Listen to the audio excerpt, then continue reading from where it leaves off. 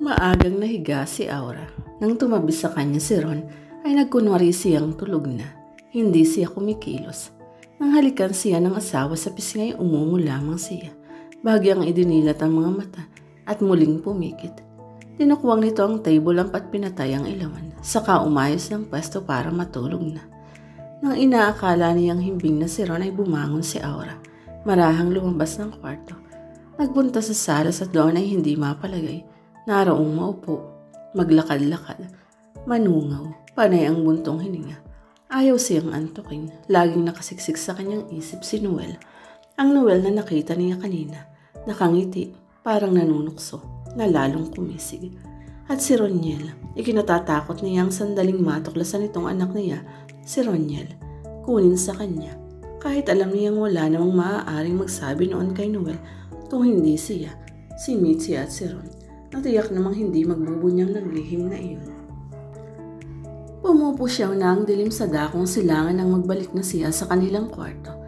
Marahang nahiga sa tabi ng asawa para hindi ito mapukaw sa pagkakahimbing. Tanghali na nang magising si Aura. Wala na si Ron. Si Roniel naman ay pinapasyal na nisiling sa mini park sa village. Namimigat ang kanyang ulo dala ng pag-aalala at puyat. Iyon na ang simula ng kanyang pagkabalisa. Ayaw niyang maglalabas ng bahay. Madalas ay nayayaya siya ni Roniel na magpunta sa mga magulang ni Ara, pero ayaw nito. Naroroon ang takot na baka magkasalubong sila nung Noel. May makakita sa kanila at makarating sa asawa. Ayaw rin naman niyang masaktan si Ron. Nahihirapan na siya para na magsasabog ang kanyang utak sa pag-iisip. 5 araw ang nagdaan mula nang magkita sila ni Noel nang dumating si Mitzi. Alam agad niyang may ibabalita ito. Pero nagkataong naroon si Ron, maagang umuwi. Tita Mitzi, bakit kayo narito? Dinadalaw ko ang aking inaanak. Hinalikan niya si Roniel. Baka may iba ka pang sadya, Mitzi? Tanong ni Ron. Meron nga Ron. Pero negosyo po ito. Mitzi, ano yun?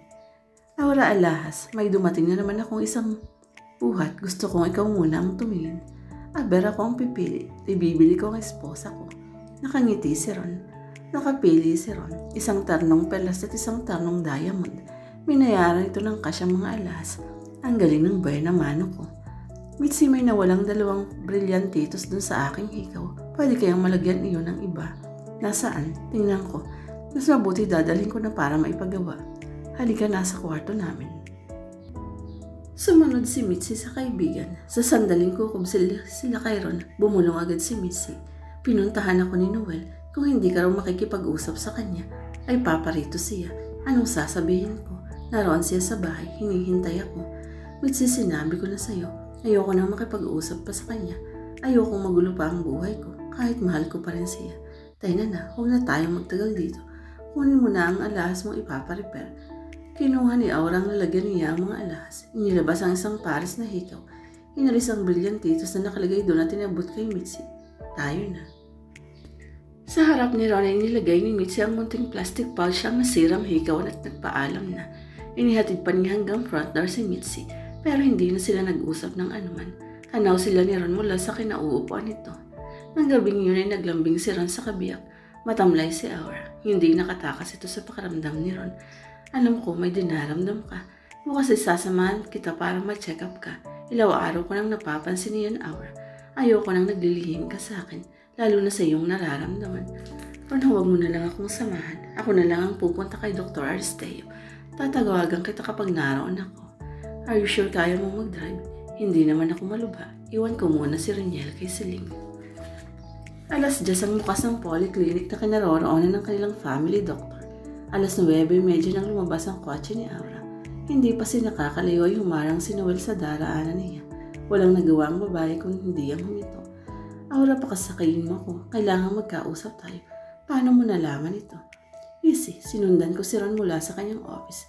Kagabi na sana ako pupunta sa'yo. Pinakuusapan lang ako ni Mitzi.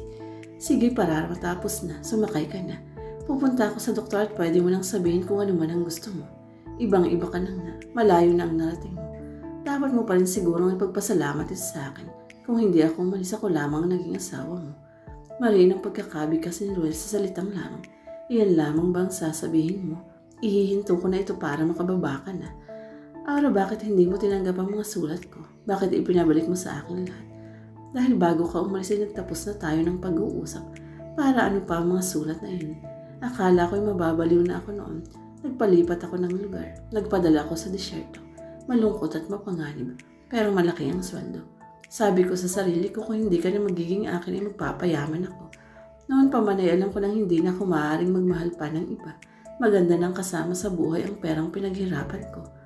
Kung ganoon talagang wala na si Noel nang ipadala nila ni Mitzi ang voice tape na nagsasabing siya'y buntis kay Roniel.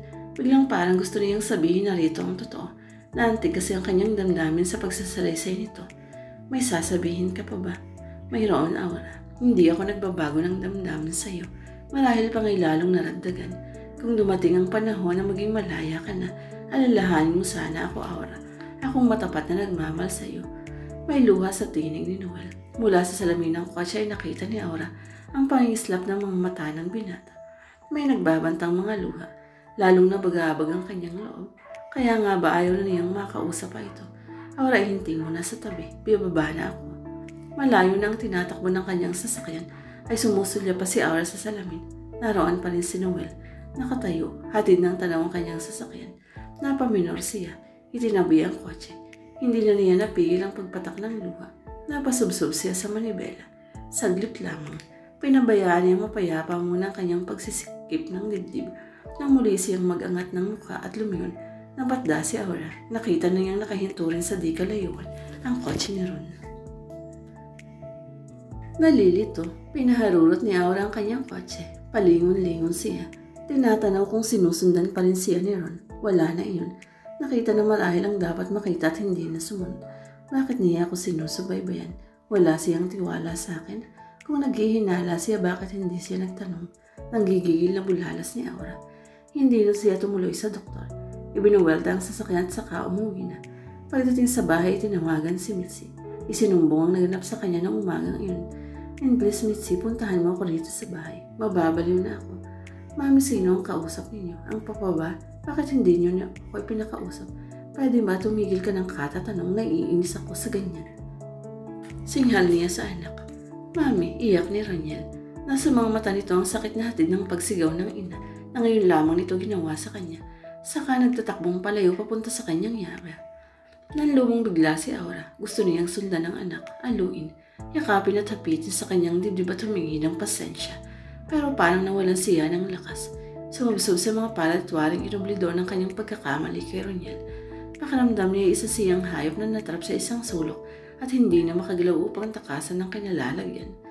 Naramdaman ni Aura ang maliliit na mga kamay na iyon na dumantay sa kanyang braso. Mami, sorry po. Hindi na po ako uulit na magtanong. Sabi nga pala ni Papa ay may sakit kayo. Tayo na sa kwarto ninyo, ma'am. Magpahinga kayo. Naroon na po si Yaya Siling, inaayos sa inyong kama. Niyakap niya si Roniel. I'm sorry din, anak. Nabigla ako. Tapa si Papa mo kasi may sakit pa ako. Hindi na mauulit, son. Hindi na po kayo galit. Hindi na. Magpunta ka na sa Yaya. Mauna na kayong kumain. Hihintayin ko ang tita Mitzi mo. Hapon na nang dumating si Mitzi. Pinatuloy na siya ni Siling sa kwarto ni Aura.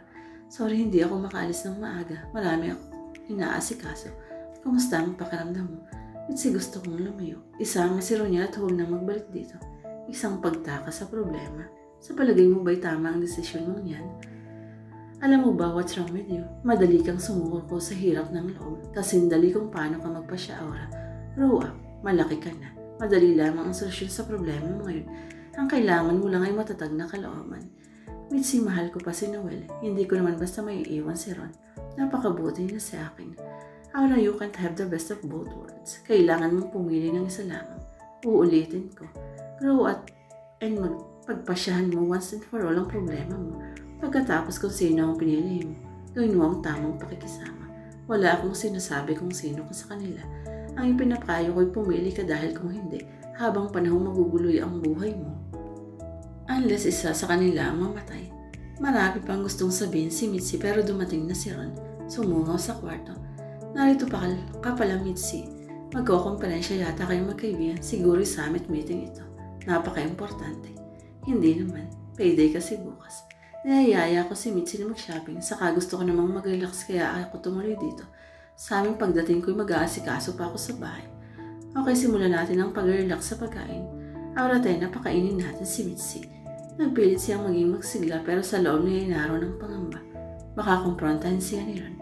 Nagpunta ka ba sa doktor? Anong findings? Hinihintay ko ang tawag mo pero wala. Hindi na rin ako nakatawag dahil busy ako. Okay na ako, Ron. Hindi na lang ako nagtuloy sa doktor. Are you sure? Very. Okay, good. Ang isang taong healthy ay naharap sa kanyang problema ng malinaw ang isip at matalas ang disposisyon. Wala akong problema, Ron. Wala nga. Nakikiramdam si Mitzi. Patingin din sa kanila ni Ron. Pansin ni Aura nakikita niyang nag-aalaila ito puro para sa kanya. Good. Ako na lang palang meron. Aura, Ron, narito tayo sa dining room eh. Wala pa naman kayong pinaghahanda ang pagkain. Akala ko'y gutom tayong pare-pareho. Aba, oo nga pala. Nagtawa si Aura. Halatang pilit. Tinawagan ng isang katulong tagpahain na ng hapunan. Napigil ang pagtatanong sana niya sa asawa kung anong problema nito. Pero alam na niya yun, nakita sila nito kanina. Kung talagang sinusubaybayan siya ng asawa ay gusto rin niyang malaman. Hindi muna ngayon, saka na. Pagkakain ng hapunan ay nagpaalam na si Mitzi. Mitzi, hahatid kita. May nakalimutan din akong bilhin, tayo na. Aura, baka gusto mong sumama? Parang pasyal. Huwag na, sige, pahatid ka na. Kung may gusto mang itanong si Ron kay Mitzi ay hindi siya nag-aalala. Alam niyang mapagkakatiwalang kaibigan si Mitzi. Hindi siya mapapahamak kung manggagaling lamang dito.